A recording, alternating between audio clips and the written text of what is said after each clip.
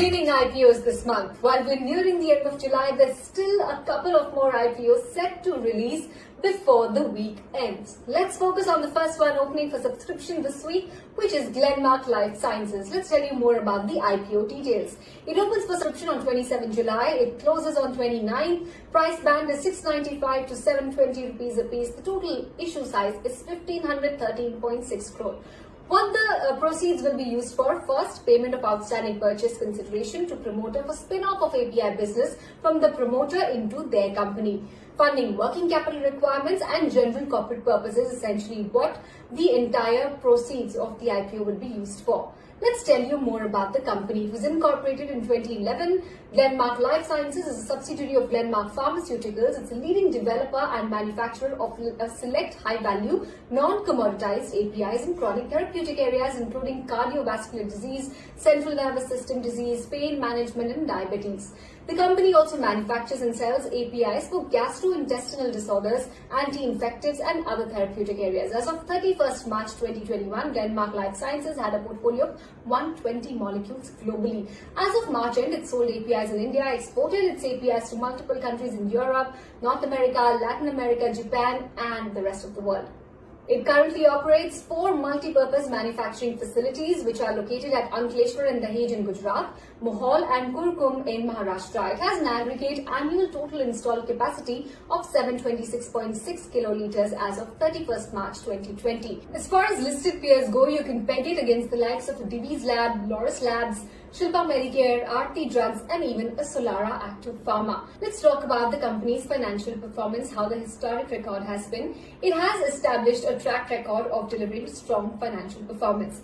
Its total revenue from operations for FY21, FY20 and FY19 was at 1885 crores, 1537 crores and 886 crores respectively. Its products are sold in both regulated markets and emerging markets, and for the financial year 21, 2020 and 2019, its revenue from regulated markets stood at 65.6, 71.3 and 68.9% of its total revenue from operations respectively. So what sets apart Glenmark Life Sciences from its peers? It's a leading developer and manufacturer of select high-value, non-commoditized APIs in chronic therapeutic areas, including CVS, CNS, pain management, diabetes, and it continues to branch into other APIs. The business positioning is strengthened by their service offerings across markets, which enables them to act as a one-stop shop for pharmaceutical product companies. It has strong relationships with leading global generic companies. As of 31st March, 16 of the 20 largest generic companies globally were its customers. It plans to expand size and scope of the business by diversifying customer base in existing markets and increasing geographic market coverage. It has a quality-focused, compliant manufacturing and R&D infra. It aims to increase API manufacturing capabilities by enhancing existing production capacities at Ankleshwar facility this fiscal. It also plans to augment capacity at Dahej in FY22-23 by aggregate annual total installed capacity of 200 KL. There's a strong focus on sustainability in operations. There's cost leadership across products through careful monitoring and consistent efforts. And finally, the key risks to watch out for. Now, the company's revenues are significantly dependent on the parent Glenmark Pharma and its subsidiaries. Revenue from Glenmark accounted for 39.9% in FY19, 41% in FY20 and close to 41% in FY21 as well. Business is dependent on sale of products to key customers. Top 5 customers, including Glenmark Pharma, account for 40-41% of the sales in the past 3 years. It derives significant portion of revenue from API business, of which limited number of therapeutic categories and products generate large portion of total revenue. Any delay, interruption or reduction in supply of raw material to manufacture products may adversely affect the business operations. Do remember the company's dependence on imports from China is quite high.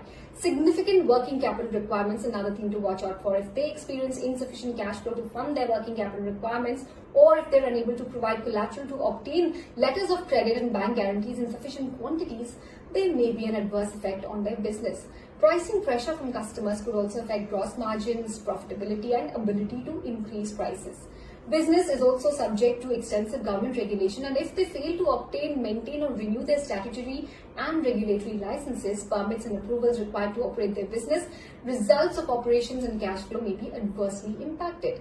The cost of implementing new technologies for their operations is something to watch out for as well. It could be significant and could adversely affect cash flow as well as the financial condition. So there you have it, the pros and the cons of the offer that is Glenmark Life Sciences before you decide. And Zero